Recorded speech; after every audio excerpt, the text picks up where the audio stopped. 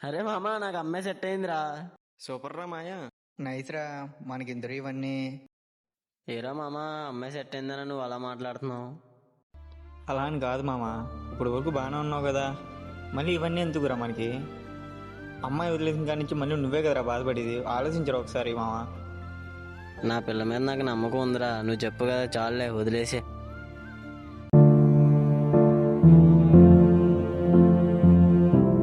వాడికి నా మాటలు నచ్చలేదు, అయినా సరే ఇంకేం చేస్తాను, వదిలేసాను.